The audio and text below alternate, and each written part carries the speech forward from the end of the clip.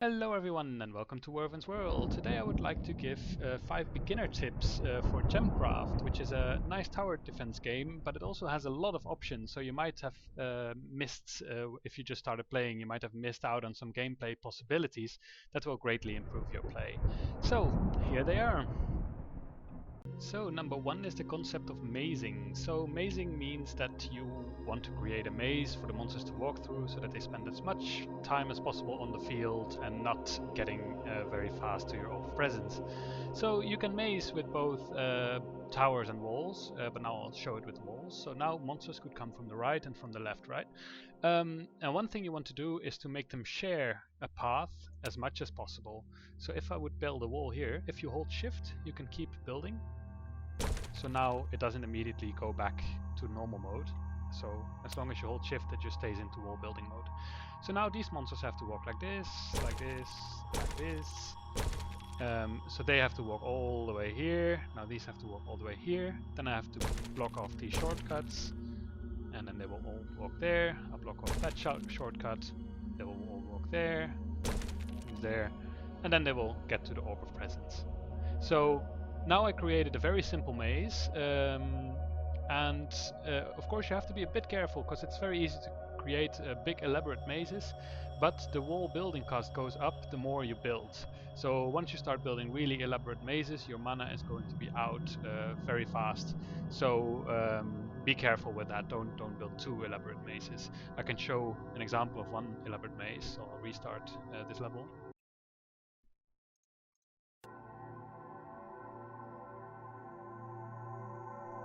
There.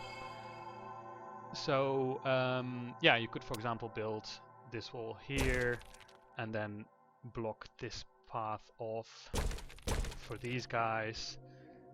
Let them both share this one, that one, block this one off. So now they would have to walk like this, there, and then I would like them to go through there, then I'll block this off. So now the path would be all the way like this. So in a sense it's a very efficient maze. You could even make it worse for them by kind of building a wall here, and then like it takes them a long time, but as you can see I spent a lot of mana now. So it's not always worth it. So a bit of trial and error with how far you can go with walls is good. But in general you don't need that much. It's pretty much okay. So that's for point one. And point two is about your mana pool. So as you can see here, my mana goes up every second, and I also get mana for killing enemies, as well as, for example, shooting with this orange gem, because the orange gem gives me mana per hit. So my mana goes up. However, what you might not have noticed is that your mana has a level. So as you can see here, now it's level 4, the mana pool. And once this mana bar gets completely filled, I'll fast forward this.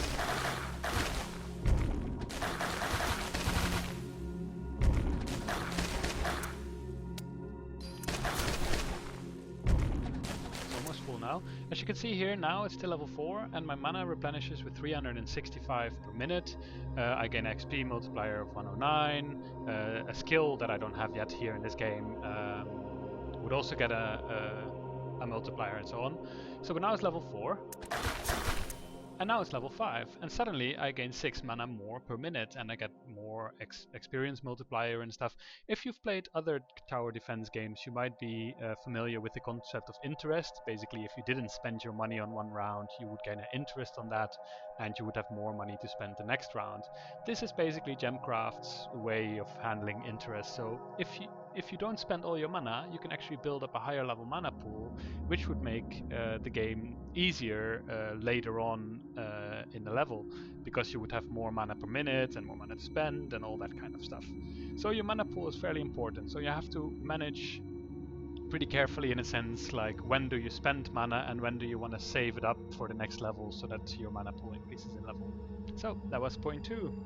So tip number 3 is about targeting. So for example here I have there's some giants coming, and they have a lot of armor and they're hard to kill, and a new wave is approaching quite quickly.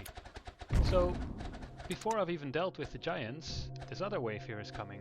And after I've dealt with that wave, this wave here is coming.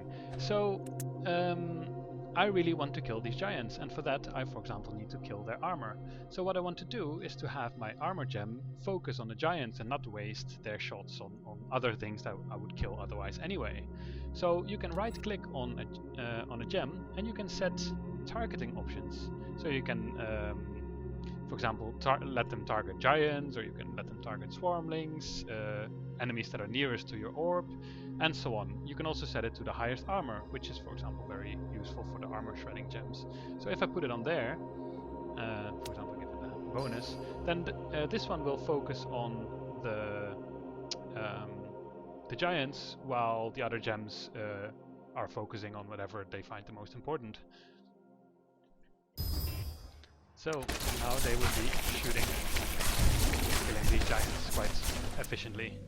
So that's how you set targeting options. They can really save your life. Use them, they're great. So that was tip number 3. And tip number 4 is about this skill here, the bolt, which you get very early in the game. One thing that it does, well, it does a lot of damage, and it's great for upgrading, for example, traps as well. But one thing that's often overlooked, at least, or haven't seen many people talking about it, is that it also resets cooldown. So the great thing is, for example, now let's say an entire swarm of enemies is coming, and I have enough mana to actually upgrade this. However, when I upgrade it, it has a cooldown before it actually gets socketed again. See, it doesn't shoot until this cooldown is over. So when you actually use this, as you can see in the text, it also says enhanced gem gets socketed instantly. What that means is when I click on this one, it can immediately start firing. Also, it gets the bonus from the bolt, but it can also immediately start firing. So if you're in a pinch, if you really need a certain gem to be upgraded, but you also need it to fire immediately, then using bolt to reset the cooldown is a really great way of doing that. So that was tip number 4. For the last of my beginner's tips, it's actually related to the beam spell, which you get fairly early in the game. So here I've got a level where we actually get the Bloodbound gem, and the Bloodbound gem increases its damage depending on how many times the gem hit an enemy. So if I build a wall here to prevent these guys from sneaking through, and I just build a tower here, make a gem there, and I'll just make another one there as well, just to defend. Then I can press play.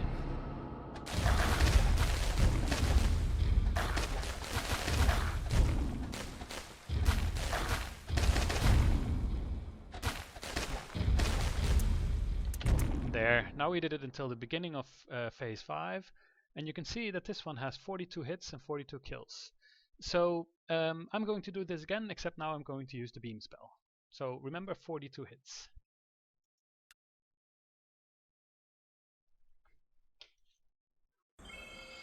There, so now I can put a wall, and I'm just going to put 2 towers again.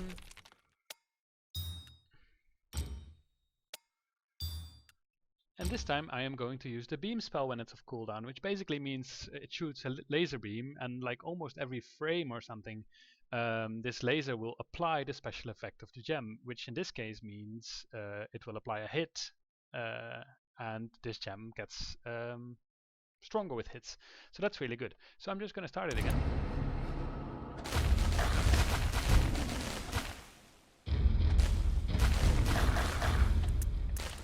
Now the beam is ready, so I'm going to apply this to this guy, and then we wait again till the beginning of 5.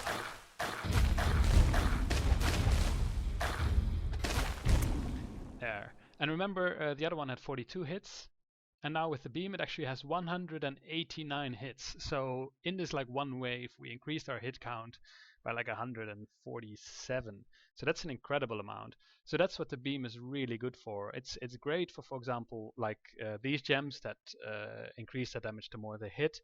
It's also great, for example, for things like armor shredding gems. If there's a giant coming, and like in my other tip, you put it to target giants and put a beam on it, it will shred the armor in no time. It's also very handy, for example, with the orange gems that give you that do mana leech, so they give you mana each time they hit. So basically, it increases your mana bar fairly quickly if you put a beam on it. So these were 5 beginner tips. I hope you found them useful. I hope you have a lot of fun playing this game because it really is a great tower defense game. And see you next time.